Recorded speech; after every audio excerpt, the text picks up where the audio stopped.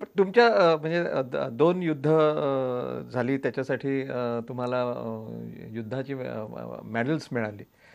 अ, तर अ, सगळे आपण जिंकतो त्यावेळेला आपल्याला खूप अभिमान वाटतो. म्हणजे मी मिलिटरीमध्ये का आलो?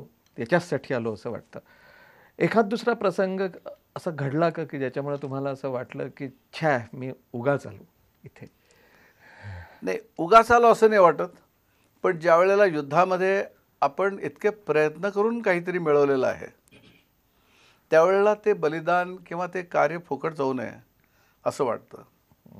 एकदा फ्रस्ट्रेशन मुवमेंट मात्र मला केव्हा वाटली, अर्थात ते माझं वय नव्हतं वाटण्याचं. कारण 62 साली ज्यावेळेला मी पासआउट झालो, त्यावेळेला पहिलं मला जो टास्क मिळाला, म्हणजे ज्या एका टीममध्ये मी होतो, आपले प्रिझनर्स जे होते 62 सालच्या लढाईचे, ते आणण्यासाठी आम्ही सेला बोमडिला या नेफा, त्यावेळेला त्याला नेफा नेफा म्हणायचे, हो. अरुणाचल प्रदेश नव्हतं. तर तिथे आम्ही ज्यावेळेला जात होतो, त्यावेळेला ज्या पद्धतीने भारतीय सैन्याला तिथे पाठवण्यात आलं आणि कुठलाही विचार न करता त्यांना त्यांचं तिथे म्हणजे जो आपला पराभव झाला, यात सैन्याचा पराभव नाही झाला, हे मला वाटतं आपल्या नेतृत्वाचा पराभव झाला, राजकीय नेतृत्वाचा पराभव झाला. 16,000 फुटावरती 14,000 फुटावरती कॉटन ड्रेस घालून जवान नाही लढू शकत. तसंच त्यावेळेला एक बोल्ट ॲक्शन रायफल असायची. त्यावेळची दुर्दशा मी सांगितलं पाहिजे असं नाही, पण जिथे टँक बनतात त्या आवडीमध्ये प्रेशर कुकर बनायचे, जिथे रायफली बनल्या पाहिजेत तिथे कंदील बनायचे. अशा परिस्थितीमध्ये नेहरूंचं एक वाक्य आहे की ते सिलोनला जाण्याच्या आधी he just said one sentence, throw away the Chinese. आणि चायनीजनी काय केलं ते मला वाटतं सांगायची गरज नाही. त्यामुळे मी तिथे ज्यावेळेला गेलो प्रिझनर्स आणण्यासाठी, त्यावेळेलाची एक विदारक परिस्थिती बघितली किंवा एकूण जे बघितलं, त्यावेळेला तुम्ही असं म्हणाल त्याप्रमाणे एक फ्रस्ट्रेशन नक्कीच आलं होतं की आपण इतक्या सगळ्या एफर्टनी या सैन्यामध्ये आलोत, पण हेची फळ काय मग तपालावर असं जर म्हणतात. पण नंतर माझ्या लक्षात आलं की यात सैन्यामध्ये येण्यात काही चूक नाही किंवा सैन्याची यात कुठे चूक नाही. आणि म्हणून ज्यावेळेला 65मध्ये आमचा जय झाला, त्यावेळेला I realize that yes, I join the correct service. आणि आणि हे तुमचं एकीकडे चालूच होतं. तुम्ही सिनेमामधून कामं केली. तुम्ही काही आस्थापनांच्या जाहिरातीमध्ये कामं केलेली आहेत. तर हा कलेचा भाग मग तुमच्यामध्ये कुठून आला? आता थोडं विषयांतर करतो, पण मध्यंतरी माझा दूरदर्शनवरती इंटरव्ह्यू झाला होता. त्यावेळेला त्या इंटरव्ह्यू घेणारीने मला विचारलं की तुमच्या ह्या प्रोफेशनशी आणि याच्यामध्ये काय. मी त्याला सहज म्हटलं असं आहे, earlier I use to shoot without any retake facility, बरोबर. Now after retirement the code changes. Now I have got the retake facility. ठीक आहे ना, I am being shot with the retake facility, what is wrong with it. Acting हा जो भाग आहे ना, हा मला वाटतं आपल्या सर्वांच्या मध्ये आहे. कारण लग्न झाल्यानंतर जर पहिल्या वर्षात if you cannot convince your wife why and how you forgot her birthday, तर मग you are not a good actor. काय. आणि बायकोचा वाढदिवस लक्षात ठेवण्यासाठी एक खूप सोपे उपाय आहे, तो एकदा विसरून बघावा, म्हणजे मग तो कधी विसरता येत नाही. त्यामुळे ॲक्टिंग हा जो भाग आहे हा मला वाटतं प्रत्येकामध्ये येतोच. आणि जसं जात्यावर बसल्यानंतर ओवी सुचते ना, तसं मला वाटते ते असावं. आत्तापर्यंत मी जवळजवळ 10-15 सिनेमात काम केली. इंग्लंड, अमेरिका, बांगलादेश यांच्यासाठी जाहिराती केल्या. आजच्या क्षणी म्हणजे आजच्या दिवशी माझ्या 3 जाहिराती टी व्हीवरती आहेत. कॅडबरी पर्क, रिन, अथश्री परांजपे आणि पी.एन. गाडगीळ जे प्रसिद्ध ज्वेलर्स आहेत, त्यांच्या शोरूममध्ये तुम्ही मला आणि प्रियंकाला बघाल. तर हे एकदा काय इट इज अ, म्हणजे एकदा ही प्रोसेस सुरू झाली की जसं म्हणतात ना, you have to earn the first million and then the other millions नाही, फॉलो. पण म्हणजे how did it come to, म्हणजे हे तुम्ही निवृत्त झाल्यानंतर केलं, बरोबर आहे. तर ते असं एक म्हणजे ते करावं असं का वाटलं, आणि दुसरं म्हणजे ते कसं तुमच्याकडे आलं?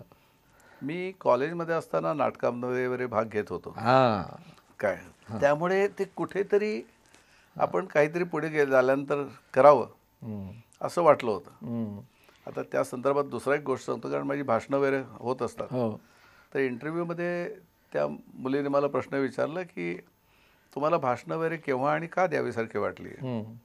म्हटलं बाई आता काय आहे, घरामध्ये माझं कोणी काय ऐकत नाही, हम्म. त्यामुळे निदान बाहेरचे लोक ऐकतात का बघावं काय या दृष्टीने. कारण माझे अनुभव जे आहेत हो. ते माझ्या मला वाटतं ते सर्वसाधारण लोकांना आवडतात, कारण सैनिकी जीवनाबद्दल हो. हो. खूप कमी एक्सपोजर असतं. आणि माझा या सर्व करण्याचा एकच उद्देश आहे की तरुण पिढीने आता सैन्यामध्ये येण्यासाठी उद्युक्त झालं पाहिजे, आणि त्या दृष्टीने मी काहीतरी करू शकलो तर करावं म्हणून मी भाषणं सुरू केली. हम्म. त्यानिमित्ताने माझ्या बऱ्याच ओळखी झाल्या. आणि मग मला श्रीरंग गोडबोलेने हम्म.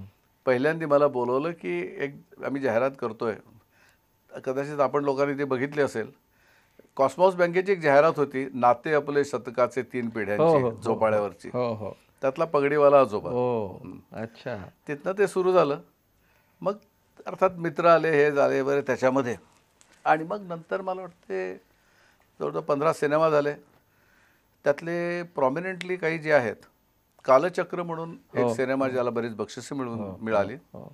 त्याच्यात सचिन खेडेकर हिरो आहेत बरोबर. आणि मी खलनायक आहे. तसंच एक सद्गुरू म्हणून एक 3 तासाचं प्रोजेक्ट आहे. हां. पंढरपूरचे एक जे महाराज होते, कैकाडी महाराज, त्यांच्या जीवनावरती आहे. तर त्यांचे गुरु होते गाडगे महाराज. तो रोल मी केला आहे. अर्थात रोल करणं हा एक भाग वेगळा, पण ज्यावेळेला त्यांचं जीवनचरित्र मी वाचलं त्यावेळेला मला वाटतं थोडाफार माझ्यावरही चांगला परिणाम झाला असं मला वाटतं. नंतर रवी वर्मांच्यावरती एक सिनेमा आला होता, रंगरसिया. त्याच्यामध्ये टॉम अल्टर जज आहेत, विक्रम गोखले वकील आहेत, आणि मी चीफ ज्युरी आहे. अच्छा. नंतर एक हॉलिवूडचा पिक्चर येतो, ब्रेकिंग न्यूज आहे, तो दुपारी केव्हा तरी. हां. हां. हां. हां. तर ते संपूर्ण कोर्टरूम सीनचा तो भाग आहे, तर त्यात मी जज आहे. अच्छा. तर असे 15 सिनेमा झाले आणि 70-80 जाहिराती झाल्या.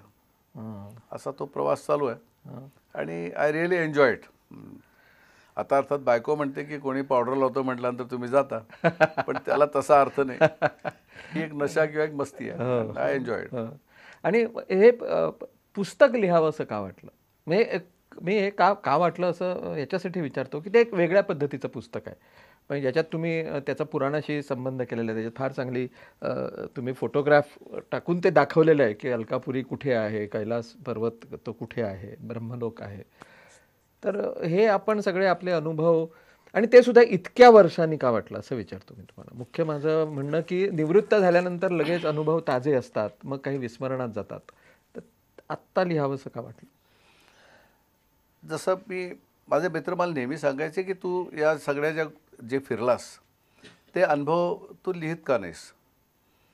मी आत्ता गेल्या 2.5-3 वर्षापर्यंत काहीही कधीही लिहिलेलं नव्हतं, आणि माझी लिहिण्याची प्रॅक्टिस ही मोडलेली आहे. मी मराठी मीडियममधूनच मॅट्रिक झालेलो आहे, पण आयुष्यभर कोणतरी सेक्रेटरी PA वगैरे असायचे, त्यामुळे लेखनाची एक ती हे मोडली. पण लोकांनी सांगितल्यानंतर मी ते अनुभव लिहायला सुरुवात केली, आणि ज्यावेळेला 2-3 अनुभव छापून आले, लोकांना आवडले, त्यावेळेला मला असं वाटलं की लोकांनासुद्धा या गोष्टी जाणून घेण्याची इच्छा आहे. आता जसं कैलास मानसरोवर आहे, it is like A prism, आणि 5 वेगळ्या वेगळ्या अँगलमधनं तो वेगळा वेगळा दिसतो, आणि त्याचं इंटिग्रेटेड स्वरूप जे आहे ते म्हणजे जे आपण शंकराच्या देवळामध्ये बघतो. कारण अशा तऱ्हेचं रूपक आणि कुठे असू शकत नाही, पण त्या प्रिझमच्या ज्या 5 गोष्टी इंटिग्रेटेड होतात.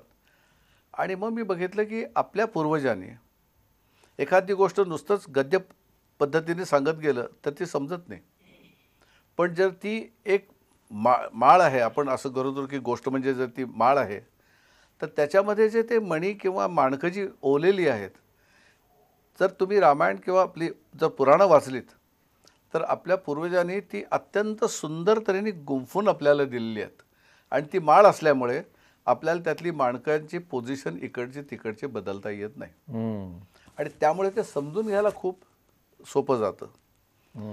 किंवा आता त्रिशूळ आणि डमरू, त्रिशूळसारखं जास्त उपयोगी हत्यार त्या एरियात असूच शकत नाही. आणि मी एक सोल्जर आहे, सर्व हत्यारांची मला जाण आहे. त्रिशूळाचे इतके उपयोग आहेत, काही उपयोग सांगतो मी तुम्हाला. एक तर तो वॉकिंग स्टिकसारखा उपयोग होतो. दुसरं, तिथे आणि काही खायला प्यायला कमी मिळत असल्याकारणाने कंदमुळं काढण्यासाठी त्याचा असा उपयोग करून ती जमिनीखालनं काढता येतात. एखादा ससा मारण्यासाठी त्याचा उपयोग होतो. कंदमुळं भाजण्यासाठी सुद्धा त्या त्रिशूळाच्या 3 पातीवरती त्याचा उपयोग होतो. शस्त्र म्हणून त्रिशूळाचा उपयोग होऊ शकतो आणि शत्रू जवळ आल्यानंतर तलवारीचा उपयोग होतो, पण तो लांब असताना भाल्याचा उपयोग होतो.